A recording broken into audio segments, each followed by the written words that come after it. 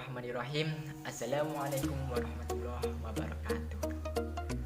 Selamat sore teman-teman, bagaimana kabarnya? Semoga kita tetap diberikan kesehatan jasmani maupun rohani, sehingga kelak kita dapat bertemu kembali di kelas yang kita sayangi tentunya. Sebelumnya saya ucapkan minal aizin wal faizin, mohon maaf lahir dan batin. Oke, perkenalkan, nama saya Miftahul Fikri.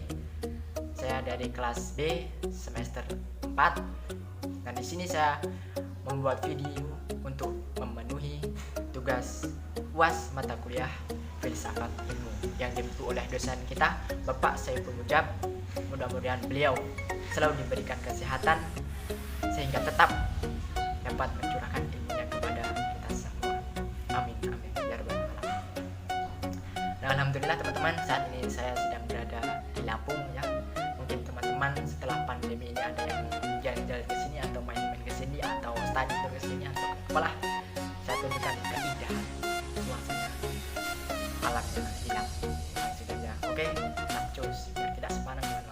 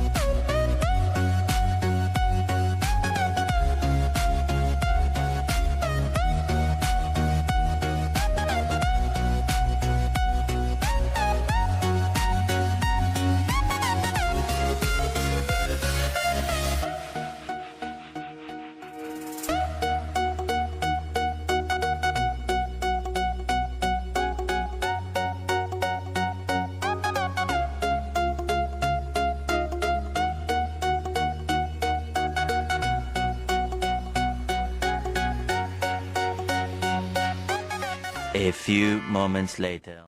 Nah, bagaimana bro? Indah bukan? Tentunya dong, Lampung. Ini bisa jadi salah satu opsi bagi teman-teman yang suka ngetrip tentunya. Nanti kalau mau kesini nih, langsung bisa calling-calling dong, santai. Jangan takut sama begal bro, kan begalnya masih nge-vlog. Yeah. Santai bro, enggak. Nah, kalau gua mah bro, kalau mau begal juga pilih-pilih. Cari yang cantik. Nope. Tapi alhamdulillah bro, sampai sekarang belum dapat. Jadinya niat kejahatan gua itu belum terlaksana. Aman ya. Aman.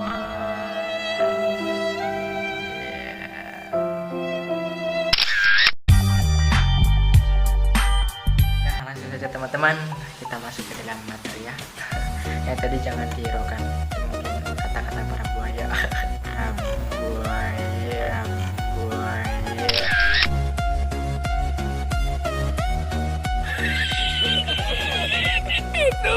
Oke, di sini saya akan membahas tentang aliran positivisme.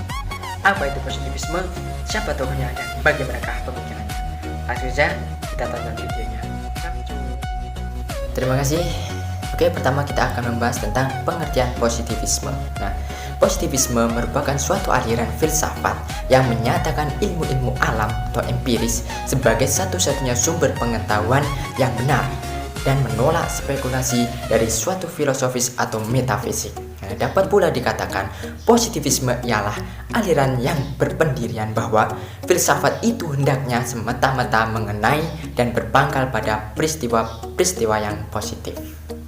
Nah, dapat dikatakan titik tolak pemikiran aliran ini adalah apa yang telah diketahui itulah yang faktual dan positif, sehingga metafisika ditolaknya. Karena positif yang dimaksud adalah segala gejala dan segala yang tampak seperti apa adanya, dan hanya didapatkan melalui pengalaman-pengalaman objektif, bukan metafisik. Nah, jadi positivisme adalah suatu aliran filsafat yang menyatakan ilmu alam sebagai satu-satunya sumber pengetahuan yang benar dan menolak aktivitas yang berkenaan dengan metafisik. Nah, positivisme tidak mengenal adanya spekulasi. Semua harus didasarkan pada data yang empiris. Seperti itu. Oke, selanjutnya kita akan membahas tentang sejarah kemunculan aliran positivisme. Nah, istilah positivisme pertama kali digunakan oleh Saint-Simon pada tahun 1825. Nah, prinsip filosofik tentang positivisme dikembangkan pertama kali oleh seorang filosof berkebangsaan Inggris yang bernama Francis Bacon yang hidup sekitar abad ke-17. Nah, ia berkeyakinan bahwa tanpa adanya praasumsi, komprehensi pikiran dan a priori, akal tidak boleh menarik kesimpulan dengan logika murni.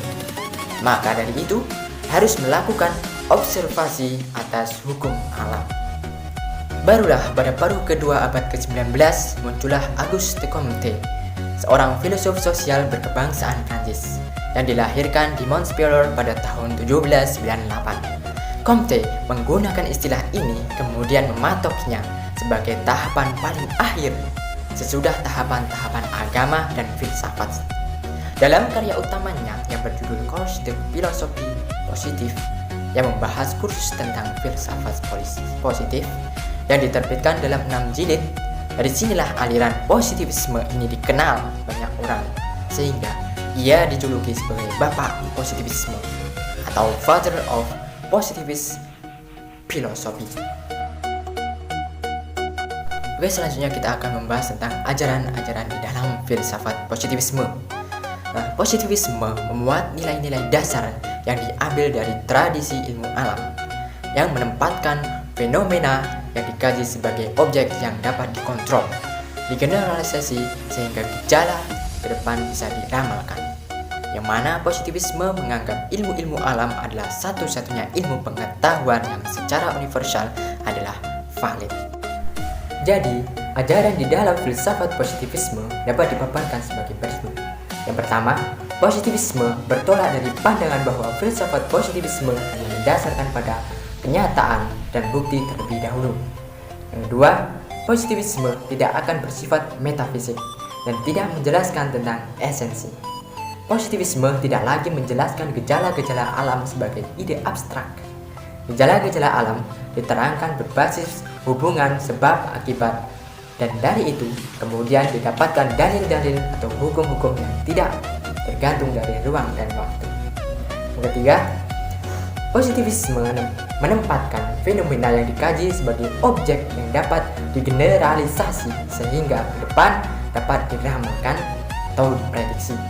Yang terakhir, positivisme meyakini bahwa suatu realitas atau gejala dapat direduksi menjadi unsur-unsur yang saling terkait membentuk sistem yang dapat diamati. Oke, terakhir kesimpulan. Tujuan utama yang ingin dicapai oleh positivisme adalah membebaskan ilmu dari kekangan filsafat metafisika tentunya. Karena ilmu hendaknya dijauhkan dari tafsiran-tafsiran metafisis yang merusak objektivitas. Dengan menjauhkan tafsiran-tafsiran metafisis dari ilmu, para ilmuwan hanya akan menjadikan fakta yang dapat ditangkap dengan indera untuk menghukumi segala sesuatu. Hal ini sangat erat kaitannya dengan tugas filsafat. Seperti itu.